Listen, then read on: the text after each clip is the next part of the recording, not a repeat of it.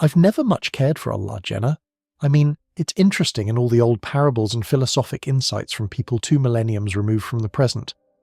I enjoy the books of Apocrypha and the Bible's magnum opus of Revelation, if for nothing else than their interesting stories. Even some of the tenets, like an emphasis on strong family bonds and moral stature, resonate with me. But in terms of a giant omnipresent entity that created everything, yet loves us unconditionally while watching our every move from unseen places, yeah, I don't know about that. I still don't ascribe to a singular religious doctrine, but knowing what I know now, well, let's just say the title of atheist would be a little disingenuous. Staking my flag in that camp would contradict all my principles of the scientific method and first-hand observation. Try as I might, I cannot in good faith deny or refute what I myself have witnessed. Call it whatever. We discovered data that may prove remedial and inaccurate, but there is no denying it. We found something new. Science has at times become a sort of monolithic and infallible institution, one that suffers from the ostracization of fringe concepts, and that fails to breach the autistic blockade. It is all too often wielded as a trump card to negate all that doesn't assimilate to the prevailing narrative. Too often, outlandish claims are torn asunder because no metrics exist to properly digest them. For all the good that it has brought to us, science is still not and will never be absolute. Nothing is. Absence of proof is not proof of absence. And what happened out there in that lab, deep below the frozen streets of Stockholm, now stands as a testament to my life, to all the ventures humanity is yet to embark upon. It serves as an anchor, and if I ever find myself drifting away into the blissful seas of cognitive dissonance, it is there to remind me how small and naive I truly am. I graduated from UCLA with a bachelor's in physics, and an incredible opportunity landed in my lap. One of the professors had put in a good word for me, and I was contacted by a lab out of Stockholm and offered an internship. They were apparently impressed with my thesis, which delved into the topic of string theory and its mathematical application to universal processes. I, of course, accepted the offer without a moment's hesitation. From there, I uprooted my California lifestyle to move halfway around the world to the frigid north of Sweden. I was not prepared for the cold. Most of my summers were spent in a bikini, frolicking on the sandy beaches of Santa Monica, lounging in the sun. Sweden might as well have been another planet. Temperatures would plummet to a bone-chilling -30 in the winter. Luckily for me, though, I had a marvellous host family who helped me acclimate and introduced me to the culture of Valhalla. I was brought onto the team, and I slowly began the arduous process of melding into the group. They were all incredibly kind and welcoming, but still, the feeling of being woefully outclassed by my colleagues was thick as tar. The project consisted of over 50 men and women, all of them among the best the world had to offer. They hailed from Germany, Japan, Poland, Hong Kong, South Korea, and many other sovereign states. It was a melting pot of some of the greatest minds that the world had to offer. Seeing them all in their elements and marvelling at the way their minds hurdled asinine topics to delve straight into the cortex of reality was altogether incredible, and more than a little bit intimidating. The express goal of the coalition was to study the behaviours of particles in the subatomic realm. To further that, they called the complex world off the theoretic energy matrices. By extension, the group also allotted resources to develop tools for observing and decoding quantum entanglement hypotheses and the aforementioned string theory.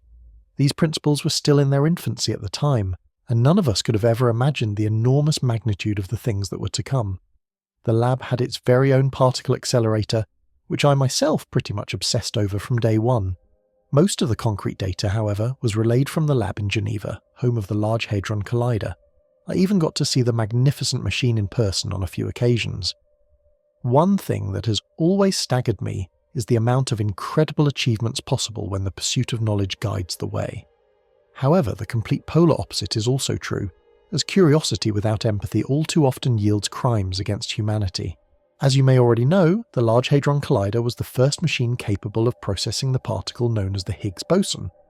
The machine is a particle accelerator built in a 27-kilometre loop, and it uses a state of perpetual vacuum and temperature colder than that of outer space to accelerate particles to 99% of the speed of light.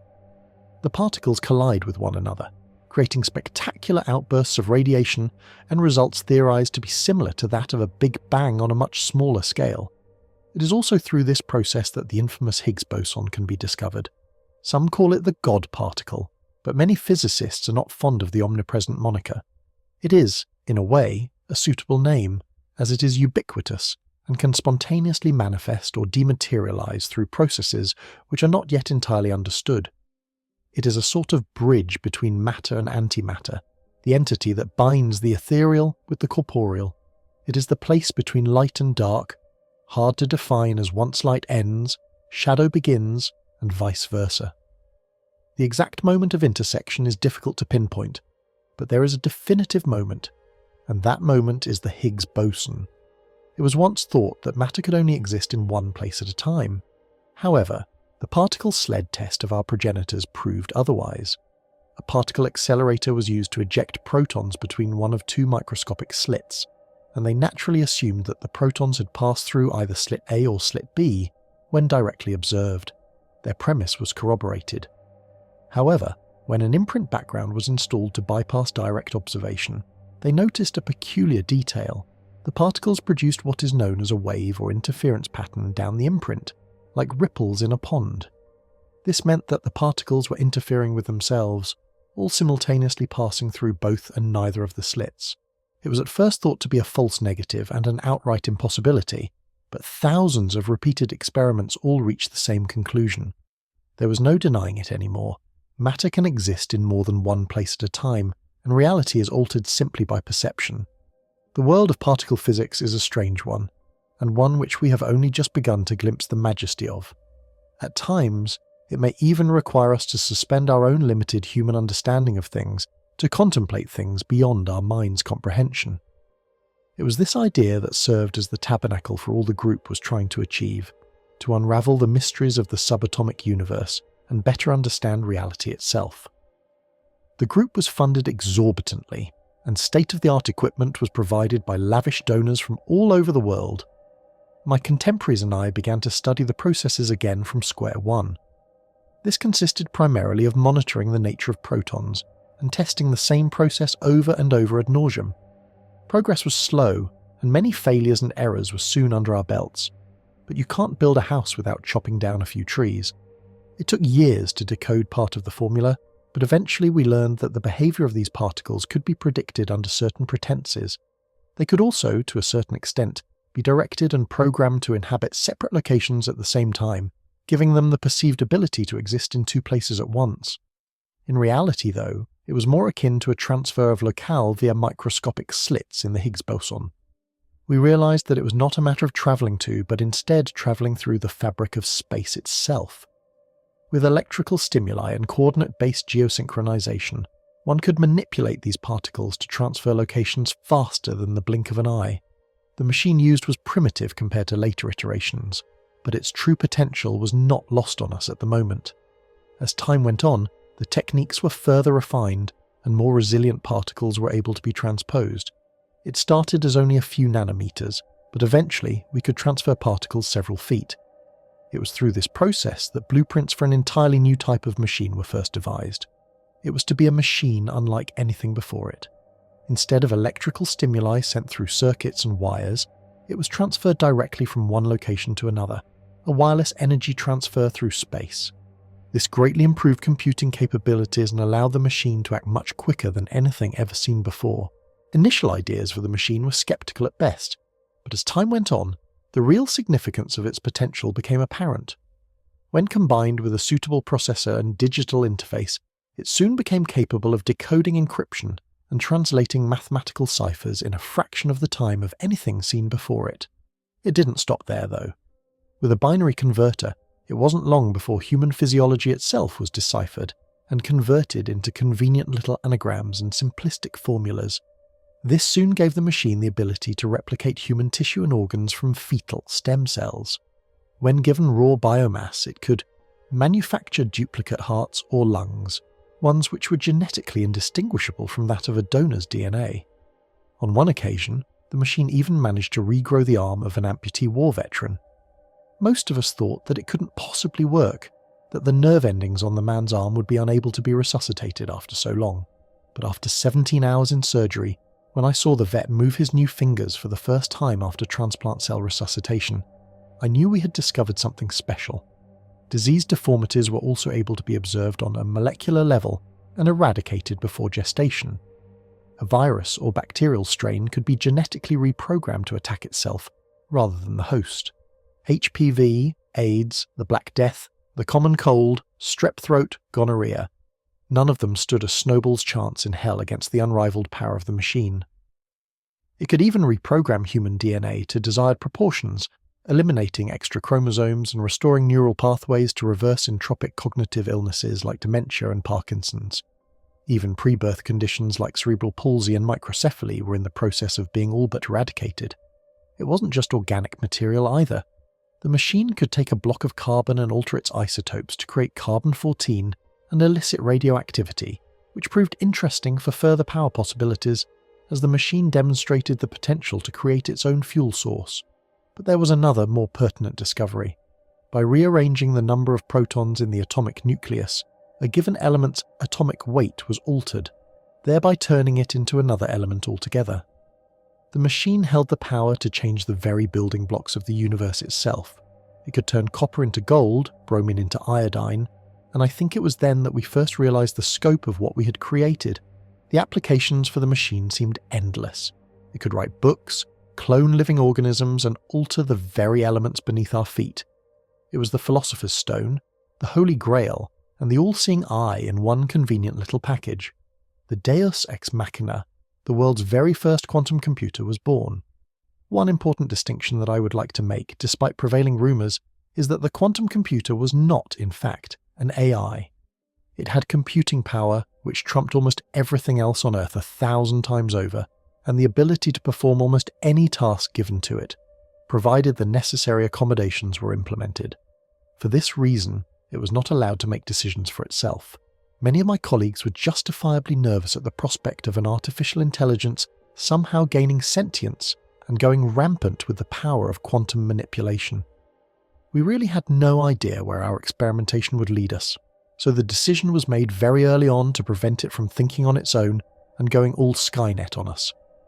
The computer was a beast of burden, happily doing any task given to it, but it was us who held the reins.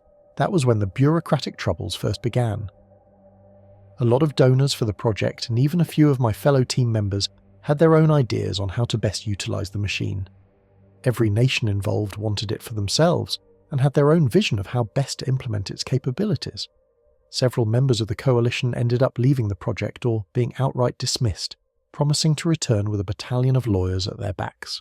One man was even caught attempting to smuggle data from the lab and was detained to await prosecution. The reigning project overseer was also relieved of duty. In his place, Dr. Henrik Lundgren assumed the role of the Director of Operations. Dr. Lundgren is a dear friend and a brilliant mind, and that's what makes his fate weigh so heavily on my heart. It's a tragedy what befell him, but I won't act as though he wasn't responsible for stoking the flames. Lundgren managed to settle the group down and unite a divided faction of scientists who all held their own agendas. He made the executive decision to keep the computer in the hands of the international team and continue studying it for optimum replication and ongoing data analysis. All those who didn't abide were dismissed or removed physically as the need arose. Lundgren had toiled for years in the development of the machine's virtual capabilities and decided it was best to invest more heavily in it.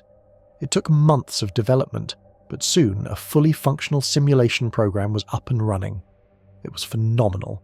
The simulation was modelled to be an exact carbon copy of our own world and held all the coordinating pieces of data, all the people, animals, and nations.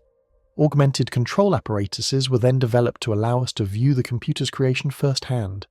The simulation was so visceral that none of us could even perceive that we were in a simulation at all. Test subjects were exposed to their own loved ones within the program and could not distinguish them from their real-life counterparts. I even took it for a spin a few times. I was hooked up to the monitor via a neural cortex interface, and my mind was rendered into the simulation. I wandered the sights of sunlight peeking through my blinds and the sounds of cars outside around me. On the walls were posters of Harry Potter, Joe Jonas, and the X-Files, among countless others. I recognised immediately where I was. It was my childhood home, an apartment complex in Sacramento. My parents were both there and acted in accordance with how they would behave in real life. My dad even made his usual corny jokes in a fashion that suited his personality. It wasn't a memory though. It was an entirely new scenario concocted by my mind and the quantum simulation. My parents are both deceased in the real world, and getting to spend time with them again was indescribable. Even if they were just simulations, the experience was profoundly cathartic for me. I ended up leaving the simulation in tears, overwhelmed by the experience and the ability to speak with my parents once again. The event was so enlightening for me, it even made dealing with their absence a little bit easier. After all, I could now speak to them any time that I wanted. I found myself never wanting to leave the Matrix. Dr. Lundgren subsequently questioned me about my experience, and I was all too happy to relay the things I had seen. He listened intently, with occasional nods and one-word responses. His grave face wore a smile, and his cheeks dimpled in delight, but his eyes were distant and worried. We held a meeting with all staff members sometime later. Lundgren stood and paced in front of the group, silent and lost in thought. When he finally spoke, he held our undivided attention. He reviewed everything our little group had accomplished and all we had learned on our journey. Every miracle unravelled into digital code and every advancement made. His voice was not triumphant, however. It was sombre, as if none of it really mattered. He then proposed his theory. Here we were with an entire simulated universe at our fingertips. A digital reality created and maintained by a machine we had built. A simulation so authentic that none of us could tell it apart from reality itself. If we had the power to create that, how did we know that our own universe was not the result of the same process? How did we know our reality was not in fact just a simulation? An unnerving silence befell the rest of the group as Lundgren concluded his epiphany. All in attendance seemed to silently contemplate the idea. With an uneasy or nervous air lingering, there was not much said afterward, but it didn't need to be. We had an entirely new goal. Upon returning to work the following day, I immediately noticed that several of our colleagues had abandoned the project without so much as a goodbye. Only 7 of us remained, including the prestigious Henry Lundgren. He had changed, though. His upbeat optimism and inquisitive attitude had reverted to an impatient, gibbering wreck of a man. He became hostile to prolonged questioning, and I could see the idea gnawing at his mind as he walked the tightrope between madness and genius. At times, he appeared on the verge of psychotic breakdown. He would ramble and talk to himself, and pretty much stopped leaving the laboratory altogether.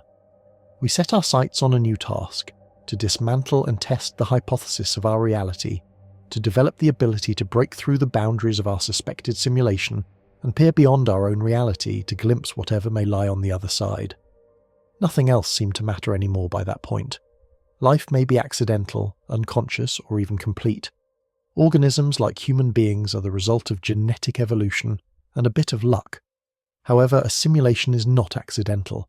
It requires an immense amount of dedication, programming, logistics, not to mention power and maintenance.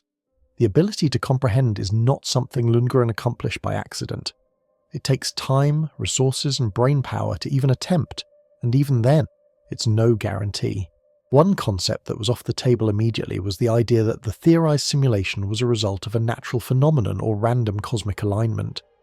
If Lundgren's hypothesis was correct and our universe was indeed an illusion, then someone or something must have been pulling the strings behind the veil. As powerful as that quantum computer was, even it did not have the ability to glimpse directly into higher dimensions. As stated before, it took commands only from us and could only perform tasks which we could coherently articulate. We realized early on that directly viewing outside the boundaries of the universe was likely not possible. The only option was to send a message. Through remedial experimentation and dozens of sleepless nights, we finally had a breakthrough. Our reality is based on laws of motion, laws of attraction, laws of physics. These laws cannot be broken accidentally, but with quantum technology, they can be manipulated. Many believe that intelligent extraterrestrials were first alerted to humanity when the atomic bombs fell on Hiroshima and Nagasaki. Our approach was essentially the same, demonstrating our capability to manipulate the quantum world in hopes of eliciting a response from a higher being. If we could break or bend one of these laws of reality, then perhaps a supposed orchestrator would be compelled to respond. One of the earlier discoveries we made was the concept of reversing time. Time is a measurement of occurrences, and without something to observe, time is meaningless. The concept only makes sense in the presence of matter. Space and time are coterminous, like light and dark or hot and cold. One does not exist without the other. Where there is space, there is time, and where there is time, there must be space. The opposite of matter is antimatter. A true nothingness or void of anything substantial does not exist. It cannot exist based on the nature of existence itself. Antimatter is the invisible material that operates unseen, filling the gaps that matter does not. All of it is held together by the Higgs boson. If an opposite of matter exists, then an opposite of time must as well. Every action has an equal and opposite reaction, and all reactions must remain proportional to the force exerted. By utilizing the quantum computer, we had the ability to send protons back in time. Well, sort of. We could make them exist where they once had not been before they existed there. By using dark energy matrices and particle superpositioning, we could make them exist in two places at once. This discovery had actually been made sometime earlier, but was never officially tested. It was restricted and marked as unbridgeable, as many of our patrons were rightfully concerned about the prospect of unintentionally altering the past. Doing so could create a butterfly effect and wreak havoc upon the present. We were adamantly told that reverse time experimentation was forbidden. One concept that was off the table immediately was the idea that the theorized simulation was a result of a natural phenomenon or random cosmic alignment. If Lundgren's hypothesis was correct and our universe was indeed an illusion, then someone or something must have been pulling the strings behind the veil. As powerful as that quantum computer was, even it did not have the ability to glimpse directly into higher dimensions. As stated before, it took commands only from us and could only perform tasks which we could coherently articulate. We realized early on that directly viewing outside the boundaries of the universe was likely not possible. The only option was to send a message. Through remedial experimentation and dozens of sleepless nights, we finally had a breakthrough. Our reality is based on laws of motion, laws of attraction, laws of physics. These laws cannot be broken accidentally, but with quantum technology, they can be manipulated. Many believe that intelligent extraterrestrials were first alerted to humanity when the atomic bombs fell on Hiroshima and Nagasaki. Our approach was essentially the same, demonstrating our capability to manipulate the quantum world in hopes of eliciting a response from a higher being. If we could break or bend one of these laws of reality, then perhaps a supposed orchestrator would be compelled to respond. One of the earlier discoveries we made was the concept of reversing time. Time is a measurement of occurrences, and without something to observe, time is meaningless. The concept only makes sense in the presence of matter. Space and time are coterminous, like light and dark or hot and cold. One does not exist without the other. Where there is space, there is time, and where there is time, there must be space.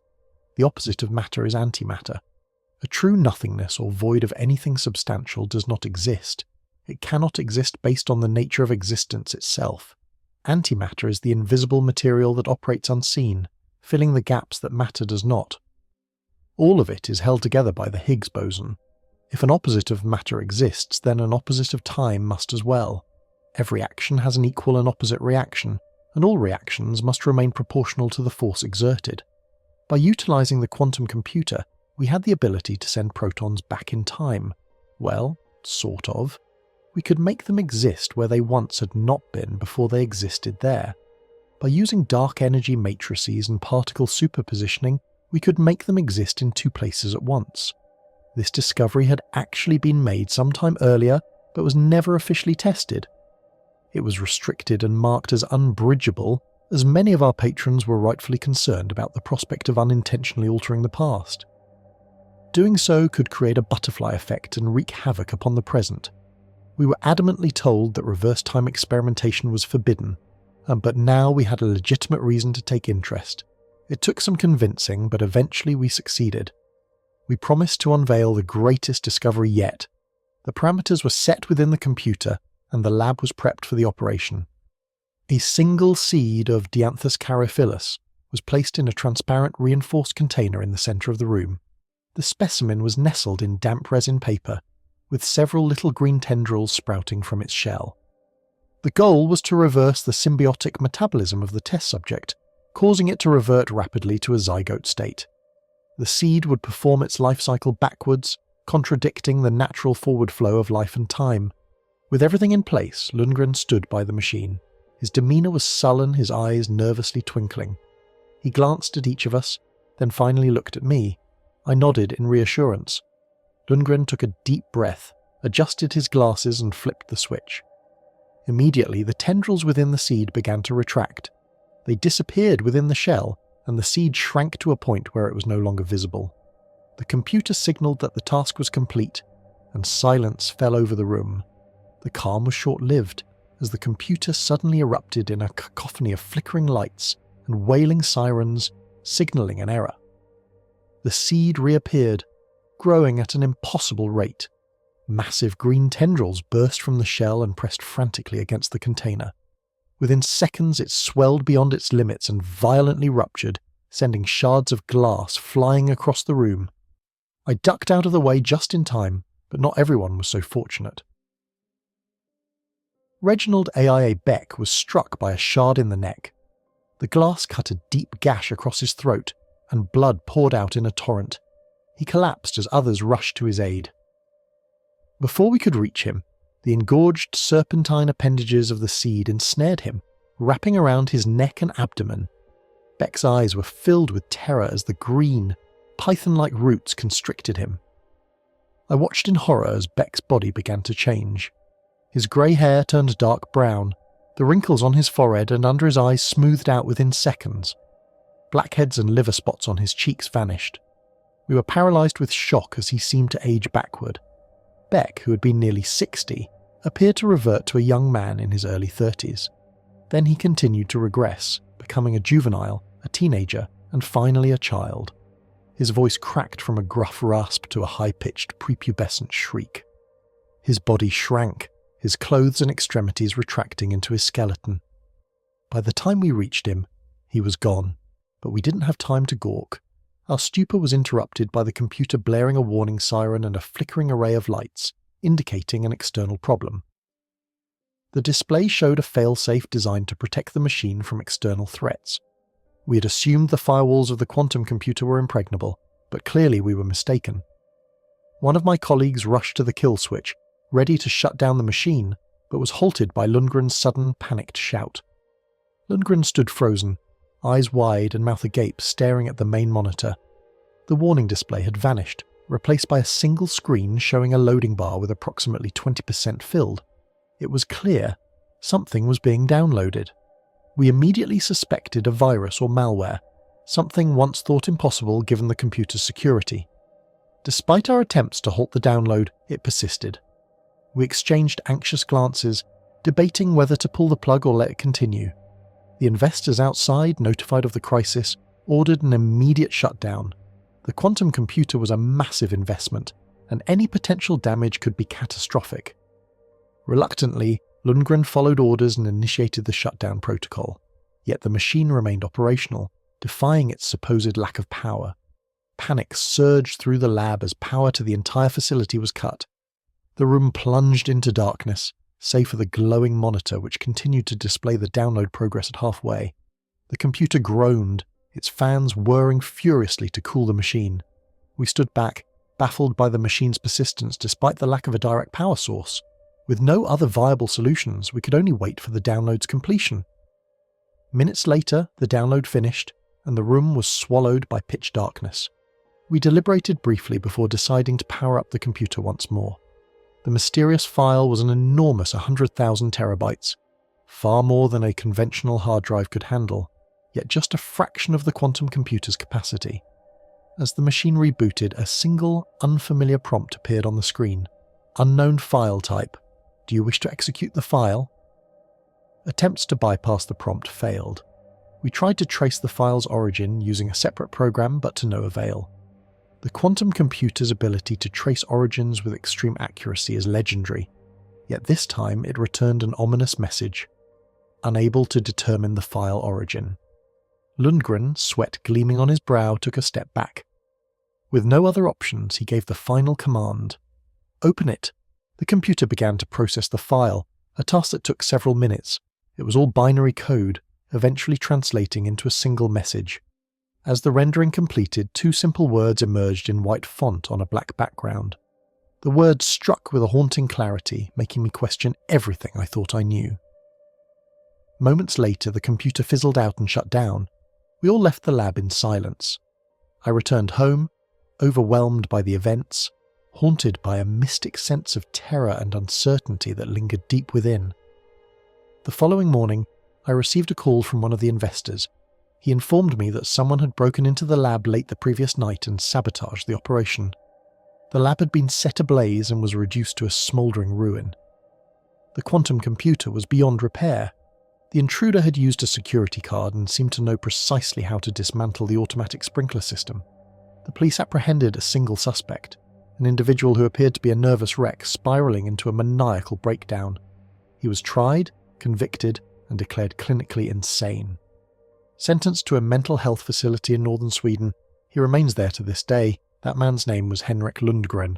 I've never been able to fully understand what happened that day. The events have left me profoundly shaken and confused in ways that are difficult to articulate. I don't think I will ever truly come to terms with it. I know the truth, or at least a version of it, the reason for our existence. We reached out far beyond our understanding, and something responded. Whether it was what we might call God, I cannot say. But after witnessing what happened to Diabetes and the fate of Lundgren, I can think of no better word to describe it. God, if it exists, is something beyond our wildest imaginings. It holds us all within the palm of its hand, and with a mere flick of its wrist, it could erase us. There is no love, no salvation, only an incomprehensible force that lies beyond the bounds of our reality, something we are incapable of understanding or confronting. One thing is certain, it is watching us, and it does not want us to meddle in realms we are not meant to explore. We are adrift in an infinite sea of darkness, and it was never our destiny to venture too far. The final message from the quantum computer was unequivocal. Whenever I find myself drifting into the depths of uncertainty, I remember those two simple words that it conveyed in its final moments of existence. Turn back. Hey friends, thank you for listening to today's story. Make sure to click the notification icon to stay updated on all future narrations. I release new videos twice every day at 10 AM and 8 PM Eastern Time. If you have a story to share, please send it to the email displayed on the screen. Don't forget to subscribe to the channel, give this video a like and leave an encouraging comment. It really helps me keep bringing you more narrations like this. If you'd like to support the channel even more, you can get early access to all future narrations and bonus content over on Patreon. Thanks again for watching, and I'll see you on the next one.